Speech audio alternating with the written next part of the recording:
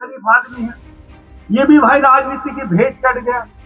हाँ, होता है राजनीति, मैं भी चढ़ा था, मैं भी 19 में राजनीति की भेंट चढ़ा। हाँ, लेकिन अब के पार्टी ने भेंट नहीं चढ़ाया, तो फिर मैं आपके सामने एमएलए हूँ, मंत्री हूँ। जहां तक मेरी व्यक्तिगत राय है, जिस आदमी का व्यवहार ठीक ना हो, जिस पे क्रिमिनल केस दर्ज हो, उस आदमी को पार्टी अपने अंदर शामिल नहीं करेगी।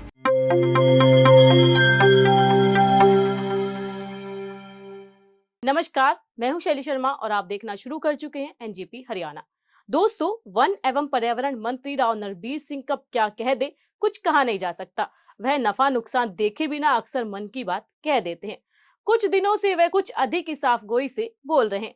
इससे उन्हें कई बार नुकसान भी झेलना पड़ा है, लेकिन राव मोहर सिंह के पोते का मिजाज खुलकर अपनी बात कह रहा है।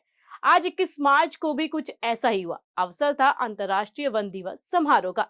राव नरबीर सिंह मेहंदगढ़ जिले के ऐतिहासिक ढोसिक पर्वत पर आयोजित कार्यक्रम में भाग लेने पहुंचे तो उनका दर्द अधरों पर आ गया।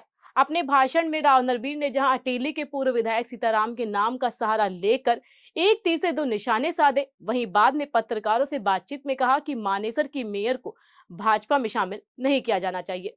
इसका कारण बताते हुए उन्होंने कहा कि जिनके ऊपर क्रिमिनल मामले दर्ज हो, उनको भाजपा में शामिल नहीं किया जाना चाहिए। अब इन बातों का अर्थ समझने का प्रयास करते हैं। राव नरबीर सिंह ने जब यह कहा कि सीताराम उनकी तरह राजनीति के शिकार हुए हैं, तो उनके कहने का अर्थ यही था कि आरती सिंह राव को चुनाव लड़वाने के लिए भाजपा ने सीताराम की टिकट काटी है। ठीक उसी तरह जिस तरह 2019 में राजनीति का शिकार बनाने के लिए उनकी बादशाहपुर से टिकट काट दी गई थी। नरबीर के ये बोल एक तरह से राव इंद्रजीत सिंह के लिए थे। प्रत्यक्ष ने सही, अप्रत्यक्ष में यही कहा गया है। सीताराम की ओर इशारा करके राव ने क्या कुछ कहा, अब यह खुद सुन लीजिए। ये भी भाई राजनीति की भेंट चढ़ गया। हाँ, होता है राजनीति, मैं भी चढ़ा था, मैं भी 19 में राजनीति की भेंट चढ़ा।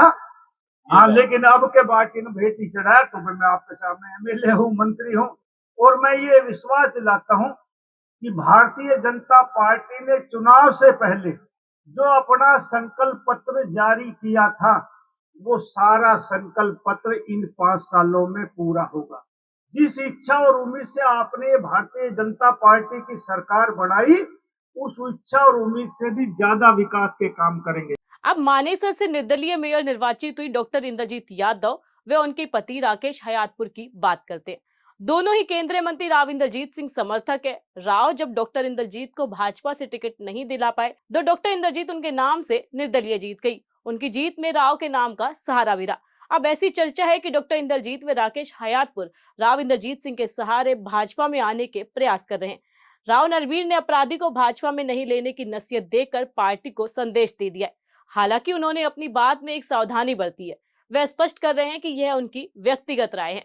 आप पहले नरबीर की बातें सुनिए। राजनीति की बातें कर लें, जैसे आपने मानेसर में जो बीजेपी का आपने प्रचार प्रसार किया, निर्दलीय जीत गए जी, राव इंद्रजीत सिंह को सपोर्ट कर रहे हैं, तो क्या कहेंगे? देखो, ये संगठन का काम है। जहां तक मेरी व्यक्तिगत राय है, जिस आदमी का व्यवहार ठीक ना हो, जिस पे क्रिमिनल केस दर्ज हो, उस आदमी को पार्टी अपने अंदर शामिल नहीं करेगी। दोस्तों, आप समझ सकते हैं कि कम शब्दों में राव नरबीर सिंह ने अपने राजनीतिक विरोधी राव इंद्रजीत सिंह को क्या संदेश देने का प्रयास किया। हम आपको बता दें कि इस कार्यक्रम की अध्यक्षता पूर्व मंत्री व नारनौल से विधायक ओम प्रकाश यादव को करनी थी, लेकिन वह नहीं पहुंचे। ओम प्रकाश यादव राव इंद्रजीत सिंह के समर्थक है। आप सबसे अंत में विश्व वानिकी दिवस पर राव नरबीर सिंह का संदेश भी सुन सकते हैं। हमें आपकी प्रतिक्रिया का भी इंतजार रहेगा। कमेंट बॉक्स में अपनी टिप्पणी जरूर साझा करें।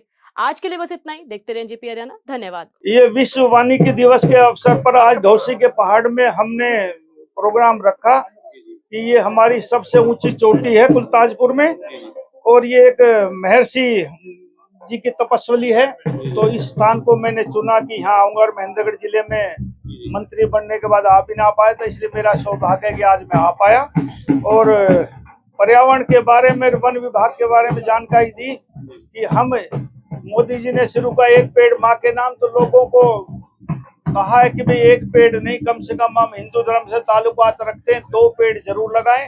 एक तो हम जब शरीर पूरा करते हैं, तो एक पेड़ तो हमारे जलाने के काम आ जाता है।